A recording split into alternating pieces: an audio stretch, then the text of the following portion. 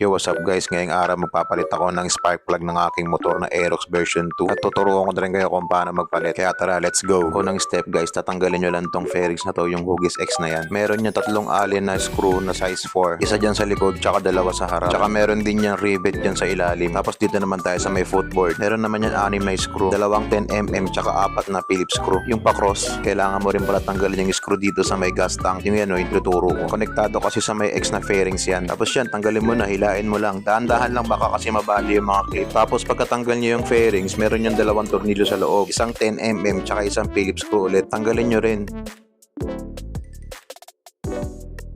Pagtapos yung tanggalin yung dalawang screw, ilaylay nyo lang yan. Parang nakalambitin lang ganyan, no? Para lang mapasok yung kamay mo sa loob. Diyan kasi nakapwesto yung spark plug sa loob eh. Yan dyan sa tinuturo ko, makikita nyo yung spark plug cap. Medyo mahirap sungkitin kasi medyo masikip. Pero tiyaga lang, yan ganyan yung tsura ng spark plug cap pag nahugot nyo na. Dito guys, makikita nyo na yung spark plug nakasilip na, oh. Diba? Para matanggal nyo yan, kailangan mo ng ganitong tool. Size 16 socket wrench nga pala yung size nun. Isasalpak nyo lang dyan sa may spark plug, tapos tanggalin nyo na. At eto na nga, natanggal ko na nga siya. Grabe talagang surug na yung spark plug ko. Matagal na kasi yan, kaya papalitan ko na ng bago. Ito nga pala pinalit ko din, so ayun yung code niya. Bagong bago yan par. Sa pagkabit naman, sasalpak nyo muna sa may tools para di kayo mahirapan. Tapos yan, ipasok muna sa loob. I-hand tight nyo lang muna, wag muna hipitan. Kasi gagamitan natin ng torque wrench. 30 Newton meter nga yung nakalagay sa may manual. Ayan yung susundin natin. Sinet ko na sa may 30 Newton meter yung torque wrench ko. Ayan, kapag nag-click na yung torque wrench, okay na yan.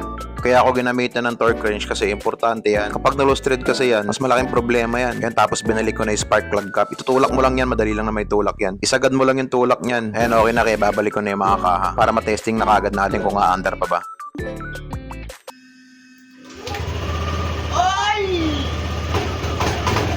Ayun guys, sumandar pa naman, kaya maraming salamat sa panonood. Hanggang dito na lang yung video. Please follow guys para sa mga susunod na DIY natin. Stay safe sa atin lahat. Yun lang. Goodbye!